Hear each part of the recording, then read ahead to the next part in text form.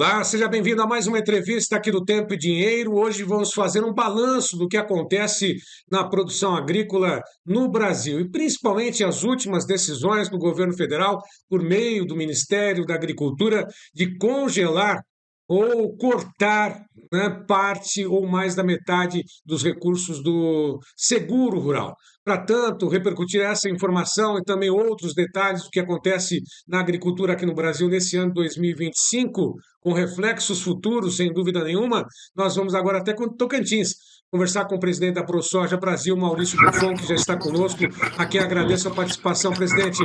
Antes de mais nada, obrigado pela tua participação conosco e, lógico, quais impactos desse anúncio do corte, como prefere o governo, congelamento de parte ou mais da metade do seguro rural, os recursos destinados ao seguro rural? Tudo bom, Sérgio? Realmente é complicado, né? A gente trabalhou aí no Plano Safra muito, e aí as prioridades nossas é seguro rural, é armazenagem, e já temos notícia aí, então, que o seguro rural vai ser cortado o orçamento de 50%.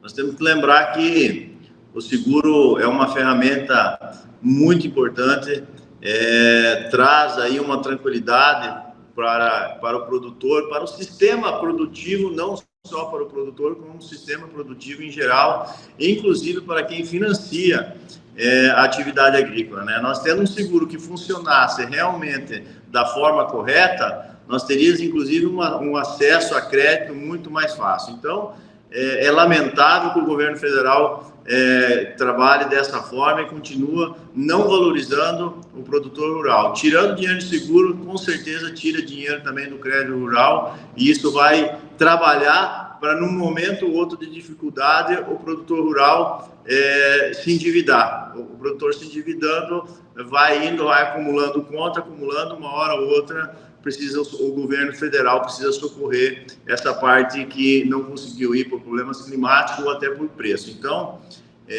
o seguro no Brasil ele precisa ser revisto. O governo federal tem que encarar o seguro como uma ferramenta indispensável para a agricultura sobreviver ao longo do tempo sem acumular endividamento.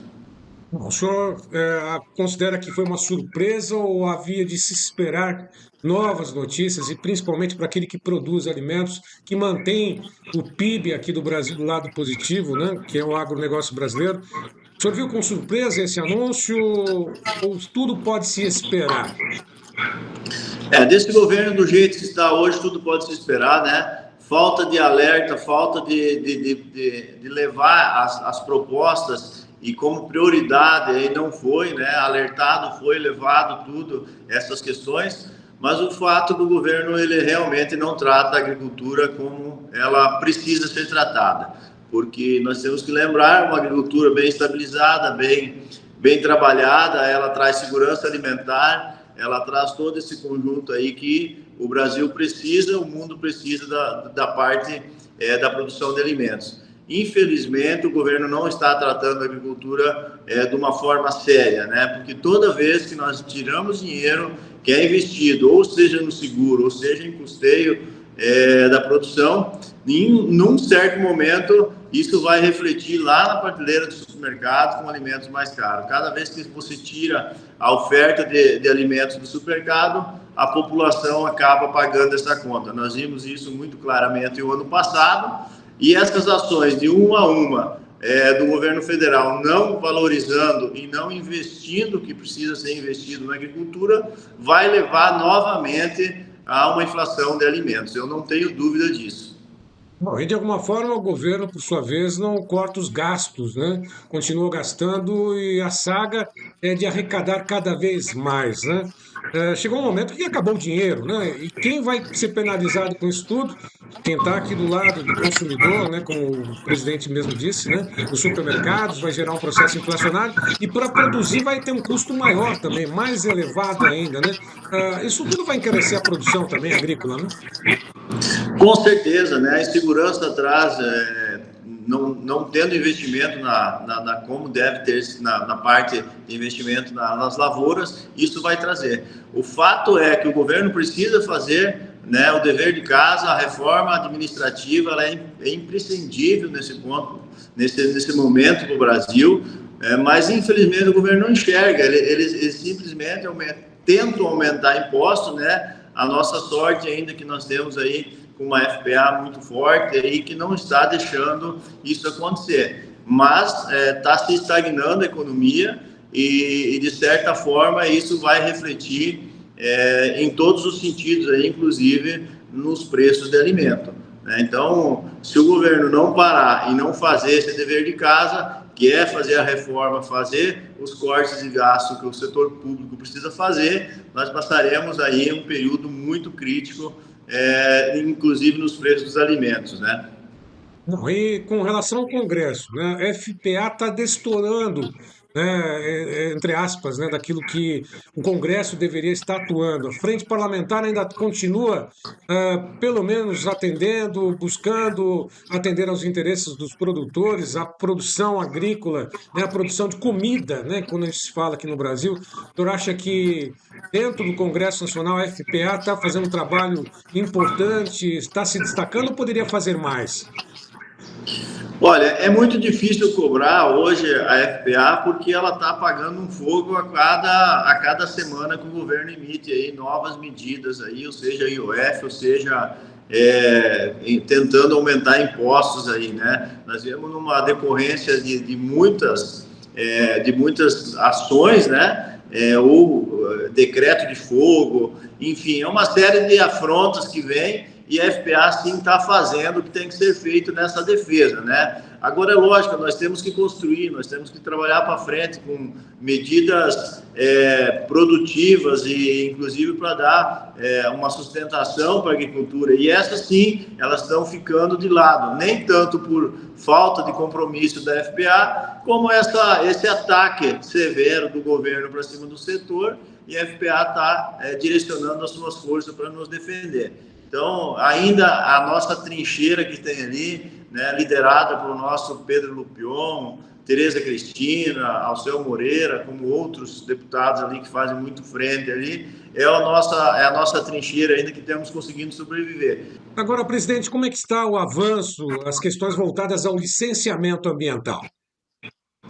Então, o licenciamento ambiental é um projeto muito importante para o Brasil, para o setor produtivo em geral, né? E a gente está na expectativa que ele volte a ser votado agora na Câmara Federal, que foi votado no Senado há uns 20 dias atrás. É um projeto que moderniza a questão do licenciamento ambiental para a produção rural e tem que se falar que ele é um projeto que ele não impacta, ele dispensa algumas licenciamento ambiental para as atividades que não impactam ambientalmente, que não tem impacto ambientalmente, né? Não é para desmatamento, não é para atividades que têm impacto ambiental, mas ele é importante para o setor, é importante para uma série de outros, para a infraestrutura, por exemplo, que não tem impacto ambiental, mas ele está sendo para ser votado. Nós acreditamos que era para ser votado nesses dias, como teve todas essas ofensivas aí de impostos, ele acabou ficando, né, para a próxima sessão aí, as próximas sessões da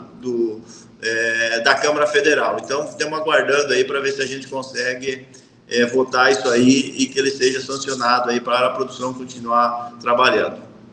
Duas questões rapidamente, presidente. Eu sei que está sendo uma demanda muito grande hoje em relação, né, a essa questão toda do corte do seguro.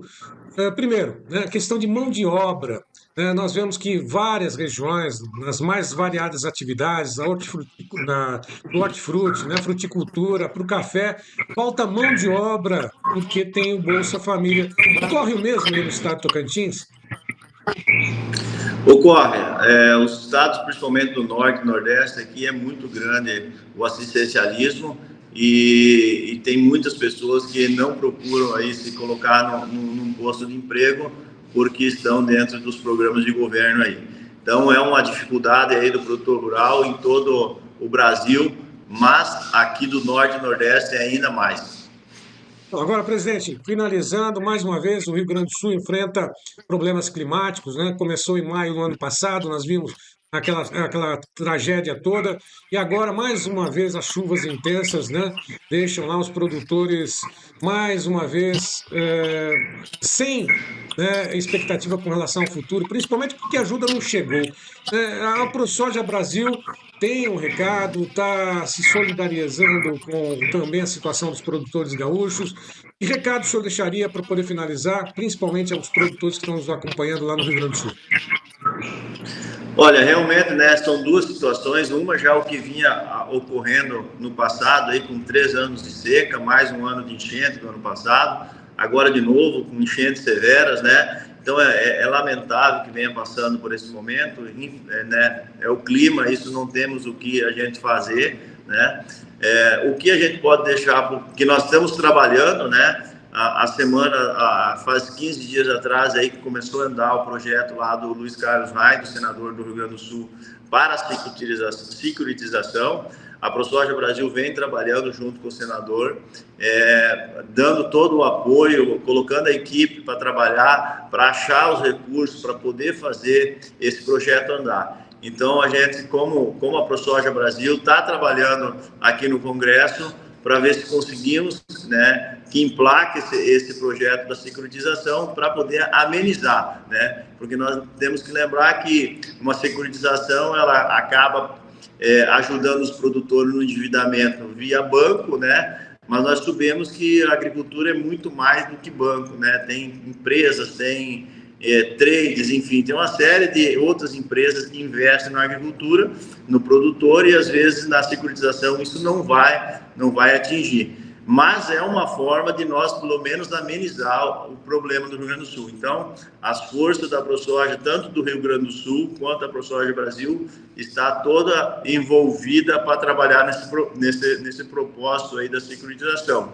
Falar, infelizmente, o produtor lá está num movimento, né, que é justo e necessário para poder pressionar aqui em Brasília a questão aí dessa securitização, né? Então, quem puder aderir, quem puder ficar firme aí, sabemos que a dificuldade é grande, mas nós vamos trabalhando aí para poder ajudar, ver se essa securitização aí aconteça de uma forma rápida, né? Porque já é uma situação aí que muitos produtores aí com grandes problemas e não conseguem nem trabalhar nesse momento, né? Certo? Bom, para finalizar, realmente, o que fazer diante desse corte do seguro rural, presidente? Há o que se fazer ou a lamentar apenas? É lamentar a perda, não tem muito o que se fazer, a não ser que o produtor buscar um seguro totalmente privado. Isso fica muito fora da realidade. Só para nós ilustrar em números aqui, o ano passado eu estive nos Estados Unidos, trabalhando no seguro rural nos Estados Unidos. Lá, o seguro rural é de 80%, em produtores de soja é de 89% dos produtores têm seguro rural nos Estados Unidos. E custa para o produtor rural cerca de 0,8% de um saco de soja. Então, custaria hoje para um produtor rural lá nos americanos cerca de R$ 100, a grosso modo, um seguro agrícola para ele estar com a sua safra garantida. E aí o governo tem a sua participação, né? Tem toda uma regulamentação, e é isso que a gente precisa fazer aqui no Brasil. Até que o setor e o governo não invista seriamente no seguro, né? A senadora Tereza Cristina, o deputado Pedro Lupion esteve junto com nós lá, olhando esse modelo de seguro, e estão trabalhando aqui para ver se a gente consegue fazer com esse seguro aconteça de uma forma justa. Só para nós deixar mais claro, se nós tivéssemos um seguro funcionando da forma que os americanos têm, hoje nós não precisaríamos trabalhar em securitização para o Rio Grande do Sul, por exemplo, né? O seguro estaria cobrindo o produtor e, infelizmente, ele não carregaria a dívida para o próximo ano. Bom, e a todos que estiveram conosco, eu lembro mais uma vez e sempre que nossas entrevistas estão disponíveis nas mídias sociais do Tempo e Dinheiro. Vá lá, curta, comente, compartilhe, se inscreva, faça parte também do clube de assinantes do TID. A todos que estiveram conosco, meu muito obrigado. Até uma próxima.